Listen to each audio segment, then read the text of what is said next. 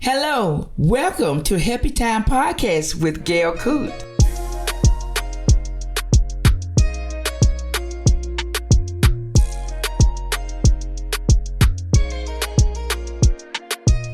I am so happy to be here today, so happy to be healthy, so happy to be alive, and so happy to have my special guest here, attorney Lisa Carter. Hey, Gail. Hey, Lisa. How you doing, girl? All right, how you doing? I'm good. Thank you for having me. I haven't seen you in about, how long? It's been over 5 years. Yeah, it's been a while. It's been a while. You look the same. Thank you so much. You do too. You look wonderful. You look like Benjamin Button. Aging in reverse. Yeah. I tell you, Lisa, tell everybody something about yourself. Well, I'm just a Decatur girl. You know, we're here doing this show in Decatur. I grew up right down the street, right off of Columbia Drive. What? Yes. I'm a Grady baby. Oh. Anybody from Atlanta, they know that's significant. Shout out that you're a Grady baby. All right. You know, my parents are still here in Decatur. You're from Miami. Right. My parents are from Miami. When my parents got married, they relocated here to Atlanta and had all of their children. And so we grew up here. My dad is the first Black attorney to open a law practice in DeKalb County, right down the street, kind of near the intersection of Candler and Glenwood. Yeah, back in the 1970s.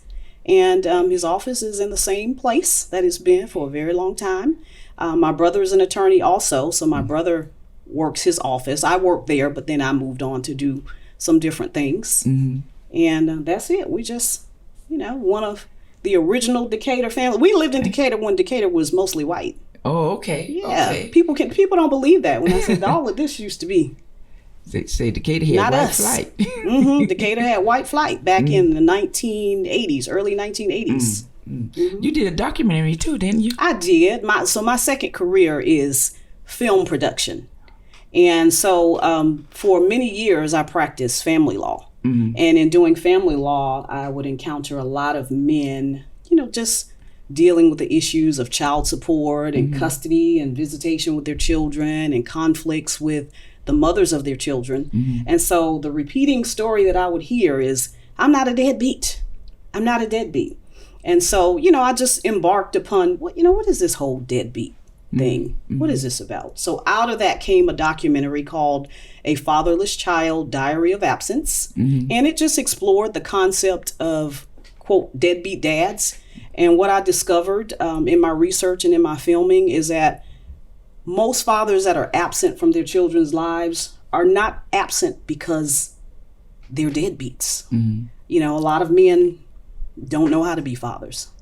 A lot of men are ashamed that they don't have the resources to parent. But anyway, you know, on and on. So that's my life. I'm all over the place. I saw it. I saw the documentary. So I know you're big right now on voter suppression. I am. And I'm mad about it. Oh, man. I saw you was on a podcast with Damon Redding. Okay. Tell us a little bit about that. Yeah, Damon is my high school classmate. And Damon has a show called Be Heard. And Damon is very progressive. You know, Damon started off doing shows about police brutality. Okay. And the differences between how Black men are treated by the police versus how white men are treated by the police. And so it's now kind of evolved into different things, but all of it goes back to the disparate treatment between Blacks and whites. So he invited me to come onto his show because since the pandemic, I have really gotten into politics.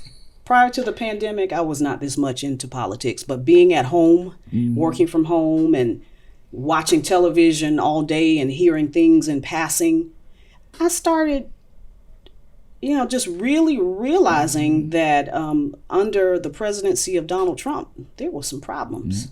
They woke up a lot of people. Problems. Yes. Let me tell you something. The pandemic is probably one of the best things that happened for Black people in terms of educating us about what's going on with us right now. Yeah. So. Yes. So you want to tell us a little bit about the absentee, what they trying to do with the absentee ballots? Oh man, let me tell you, there's a lot going on right now. So here's a problem, Gail. Republicans feel that if they don't cheat, they can't win. And I don't understand that, because I researched the presidential winners for the last 50 years. And it's about half and half Democrats, half Republicans. So the way that they act is like they never win. We've never won, and we can never win. But I'm going to tell you what the real problem is. The real problem is they don't care about democracy anymore. They cared about democracy back when the forefathers came to this country and stole from the Indians and killed everybody and plundered and thieved and did all of those things because democracy worked for them. But now that democracy has evolved and it's a benefit to minorities, and when I say minorities, I'm not just talking about people of color. Right. I'm talking about gay people, women, and just, all the different sects of society that we have. Right. See, for the original Democrats, that meant white men, period. Not even white women, but white men. And so if you look around now with all of the things that are going on and all of the conflicts, who's the argument coming from? White men. That's right. Okay. That's so right. They don't care about democracy anymore because they feel like it's not ours anymore. We got the immigrants coming over here, taking over. The blacks have taken over. The gays are taking over. And so we don't have the rights and the power that we used to have anymore. So forget about democracy. Let's get someone like Donald Trump in office. You've been hearing them say, we'll put him in there for 12 years. You've heard that, right? Yes. Do you understand what they're saying? Yes. They're saying autocracy. Put a white man in charge so that we can be back in power again. That's what it's all about. That's the white supremacy. I tell you, Lisa, you break it down. I tell you, if you don't understand after she finished with you, we need to pick up some books, okay? Because I tell you, when it comes to explain soul to the pole. Soul to the polls, back in, I don't know when soul to the polls originated, but I want to say perhaps the 70s when voting rights for blacks were really developing and becoming really strong. But a tradition in the black church is that after church, you load up the church buses and you go to the polls and you vote. You vote. And so one of the things that the Republican legislatures all across this country, not just Georgia, what they're trying to do is they're trying to do anything that they can to cut the number of people that are voting. And, voter suppression really focuses on brown and black people, but in reality, voter suppression impacts everybody. Everybody in this country should be offended. Yeah. Everybody. I agree. Yes. Everybody. So sold to the polls. They don't want us going to vote after church. You want to share with us the story about your little boy when he went to go vote? Yeah. So I got a 5-year-old, and since the pandemic, my 5-year-old was no longer going to daycare. The daycare actually shut down. And so I shut my office down and took my office remote. And so I said, okay, I'm just going to have to learn how to multitask. So for a whole year, I've been running a law office at home, raising a 5-year-old, doing homeschooling. So just like I said, I've been hearing all of these political things and have become politically conscious. My 5-year-old has become politically conscious. One of his favorite candidates was John Ossoff. So when the commercials for John Ossoff would come on during the Georgia Senate election, she'd say, Mom, John Ossoff is on. So I took him to vote with me.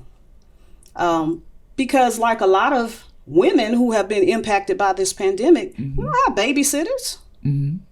Exactly. I can't call my elderly mother and father and say, hey, can you watch my son for me while I go vote? Exactly. So a lot of things have changed. So I said, okay, well, whatever I do, he's got to do.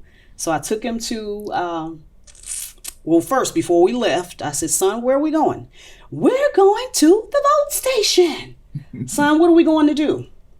We're going to vote. Who are we going to vote for, son? We're going to vote for Ossoff and Warnock.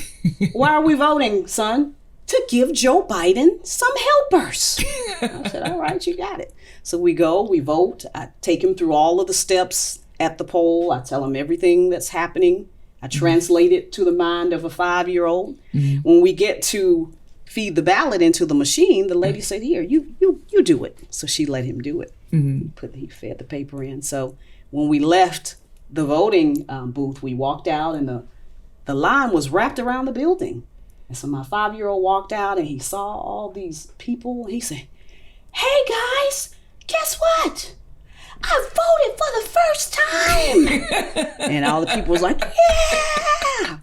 And it almost made me cry. It just was so touching to me, because in that moment, what I realized is that as African Americans, we have got to indoctrinate our children to certain things. Exactly. And one of the failures in our community is that we have not taught our kids about politics. Exactly. Because we don't know. Exactly. Yeah. You want to explain to the people what they're doing right now in the state of Georgia? You know what? Let me, because With I don't want voter suppression. I sure because do. They tripping. They are. I don't want to tell They're any trying to take us lies. back to slavery. You got it right here. So let me read this to you all. This thing is serious.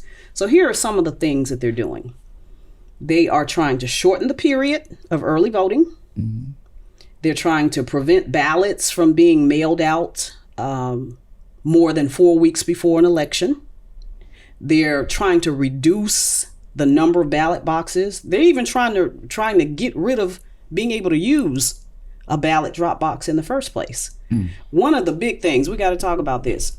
Do you know these people actually want to arrest people and put them in jail for giving people food and water that are standing in line to vote? I heard that. That's crazy.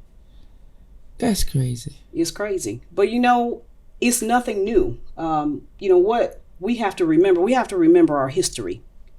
And one of the things that has happened to Black people repeatedly is whenever we are asserting our rights, if you look at anything throughout history, whenever we're asserting our rights and trying to move forward, the next thing that comes behind that is, let's put them in jail. Let's arrest them for that. Let's make it a crime to do this and do that. It's been that way. It's nothing new. The tactics are not new. Exactly. Not new at all. I tell you, Lisa, that's incredible. I couldn't believe how some of the things that was taking place. And I'm watching CNN, then I flip over, I watch MSNBC, then I flip and then I go to Fox. I say, you know what? It sounds like to me they're all in cahoots together. With all of these things that they're putting in front of our children, especially when it comes to the Electoral College and the popular vote. I said, if a person didn't understand those numbers, they need to understand what that means. Absolutely. This vote thing is real. The more we could get out there and help one another and help Joe Biden, the better the country gonna be. Because when you feed the people, everybody eat. Yes. Republicans and Democrats. It's like white block. Yes. But it's something to it. Yes. And you know what, Gail? People underestimated Joe Biden. We were so ready to get rid of Donald Trump. I heard people would say stuff like, listen, I vote for a tomato with mayonnaise if it was on the ballot against Donald Trump. People were so desperate to get rid of him. Me too. Yeah. We were willing to vote for anything. Yeah. And we really underestimated President Biden. That man has been in that White House and in politics for how many years? Yeah. That man knows everybody. Yeah. He knows everybody. He knows how everything works. Yeah. He knows everything. Yeah, about 40 years or something like that. So that's why when he came in office, he moved quickly with making change. That's what we needed. We needed someone with experience. Absolutely. Experience. I say, how can they have you have a job, right? But then the person that you're hiring with your business, they're not qualified. And all the qualifications you asking them for, they don't present. That's what happened to our president of the United States. All the qualifications that we needed for Trump to be president, we didn't get, especially his taxes. But he became president. But do you know why he became president? Please tell me. Let's. Who was president before him? President Obama. Do you know how many people were offended about the fact that we had a Black president? And And so what happened is that's really, when that whole racial thing started to just really, really, really churn is when President Obama was in office. You know that one of the things that it's what they did during his whole term. The Republicans blocked everything that he did. Exactly. One of the things that would irritate me with our lack of knowledge as Black people is hearing Black people say, President Obama didn't do anything for us while he was in office.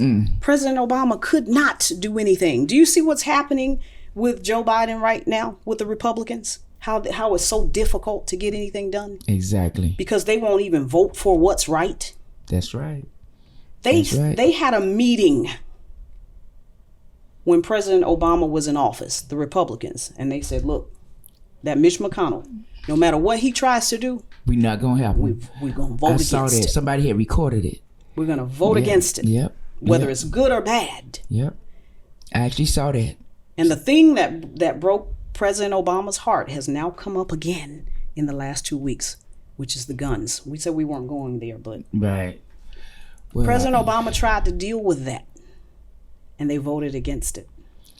Yes, I just want to say the mass shootings, that's something. My tears came out with the Asian community, the people in Boulder, Colorado.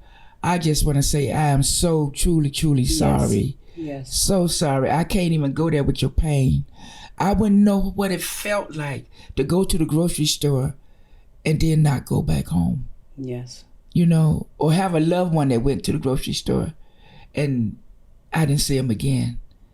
And those automatic weapons, they put holes in you. Yes. They put big holes in you. Yeah, absolutely. Incredible. But anyway, we're not going to go there. But I just want to say how sorry that we are. And Gail, I want to say something about that because I've heard some things in our community about the Asian shootings. Well, they haven't supported us. They haven't been kind to us. And what I want to say about that is we have to remember that all Asians are not the same people from the same place. That's right. During the Black Lives Matter protests, there were Asians that supported us. Mm-hmm. At the end of the day, discrimination and mistreatment and targeting any group of people is wrong. It's definitely wrong. Lisa, personally, I would bless someone that would spit on my grave. If you could bless someone that would spit on your grave, you know what kind of person you are. You truly, truly is Christ-like. Because he hung on that cross and said, forgive them, Father, for they know not what they do. I don't know nobody like that. Yeah. So I'm trying to be a little inch of that. You understand? I see the evil, but I know inside myself, I could take your evil and turn it around with my good. I have enough good inside me that I feel like I can explode. Your evil is like minute compared to my goodness. And goodness gonna always conquer that evil. And they done took our beautiful country. Yes. And try to look like it's evil. If I was a Martian on another planet, you know what I would look down and say? These little white men need to go to some type of psychiatry class because they just killing up everybody. Mm-hmm. If I was a Martian. You hear me? Yes. But I ain't gonna go there. Well, you was preaching good though. I'm so sorry. I feel like John Coffey from the Green Mile, Lisa. My world is good. God has truly taken care of Gail and her world and my family. But I feel the pain of others, like strong, like tears. And I'm in my room by myself. We all need to feel that. We all need to feel that. And so for so very long, we have not.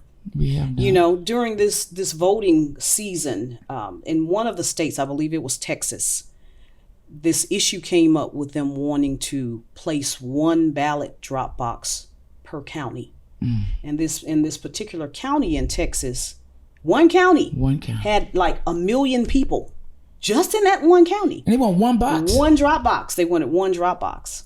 And so someone on Facebook said, well, that sounds like a Texas problem. And when he said that, I jumped all over him. I said, see, this is our problem. It's not a Texas problem. This is everybody's problem. Everybody's problem. It is. And we have got to begin to think like that and feel like that. Yes. If we don't, I don't know how we're going to pull out of this. Yes. Well, Lisa, I know you and Damien had said one thing that I really, really liked, and that we can do it.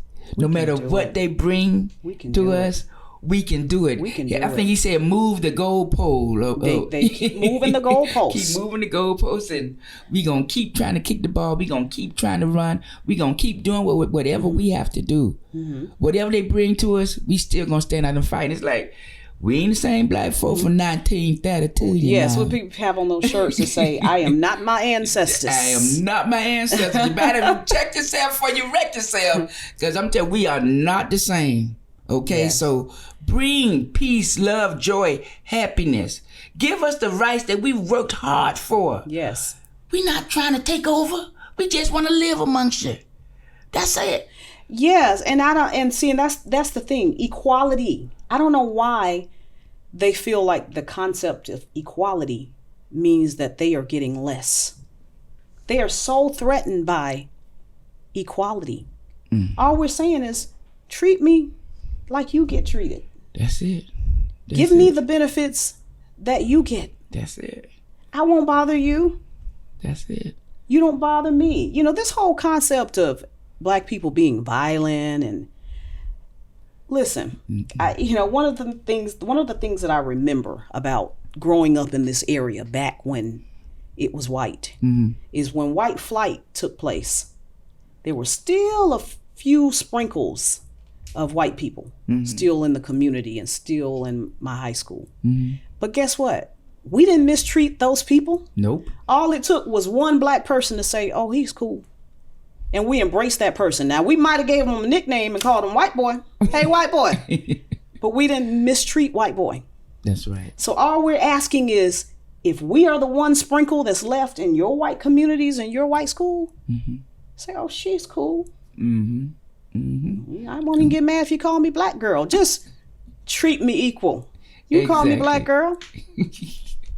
Exactly. Well, Lisa, I tell you, I really, really enjoyed it. I really enjoyed talking with you, because I know you know what you're talking about. I know your experience, and I know your mom and daddy so proud of you. And I'm so proud of them too. So I just want to say thank you so much. I really appreciate it. You have anything else you want to add?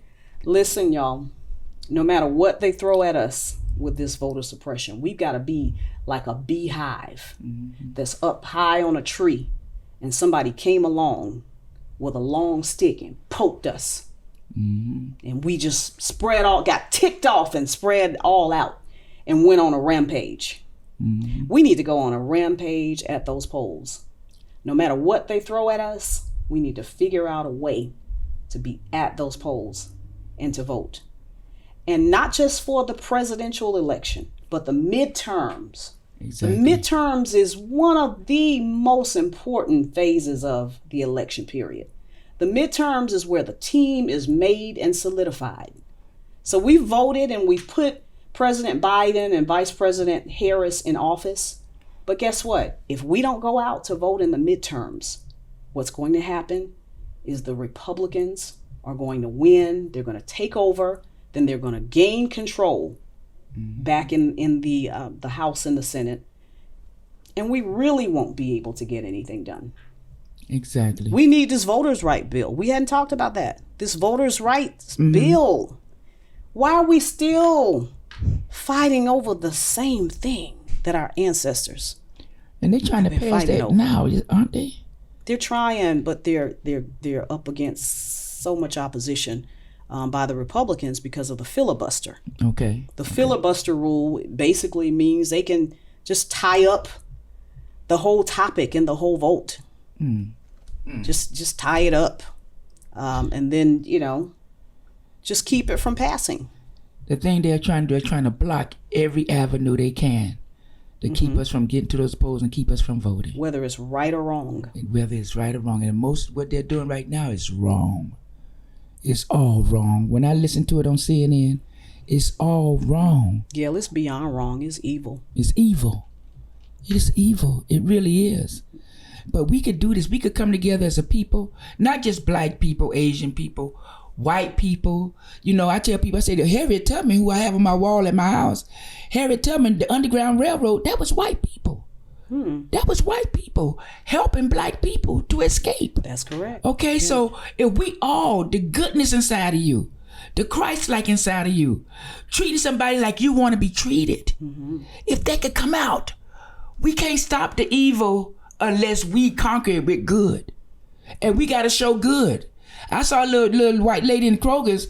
She finally said hi, you know, because before, it looked like they was on her tight. So I had to stop going to that Kroger's. Because if I feel like I'm going to be attacked, and 9 out of 10 times, a woman of color, you're going to be the one going to jail. So I had to leave everything I had in that store, and I left. Wow. Because a man was just talking to me like I was a nothing, and I didn't even say nothing to him. And I ain't gonna say what he said, then I ain't gonna say what I said back. But you know, I ain't no small woman, you know. And you are not your ancestors. Hello. Yeah, you got the right one. Okay, but I had to leave. I had to leave because I didn't want to go to jail that day, you know. But I just never thought that life would be like this. Yes. You know, and like I said, for me, January 6th did a lot. It made me where I committed myself to this podcast within myself in the name of Jesus. For 2 years. But you see what life is like for us? Imagine what it was like for our grandparents and our great-grandparents. God knew what black people to put where when. Let me just So we think we're going through something. They went through something. They went through something. They went through a lot. Oh, no. Like I said, Yeah, so we still have the advantage over our ancestors because we can get up and go vote and change things. And we had a black president. Yes. We've been told this lie that your vote doesn't matter. It doesn't count. Guess what? You know, we've been hearing a lot about the misinformation campaign. Listen, y'all. The original misinformation campaign was your vote don't count. That was before the internet and social media and all of these things. We were fed the lie. Your vote does not count because they wanted to keep us at the house. That's right. And guess what we did? Stayed at the house. That's right. That's right. That's right. We got to come out the house. We got to come out the house. We really do. If we want life to get better, never go back to the last 4 years, that woke up a lot of people now.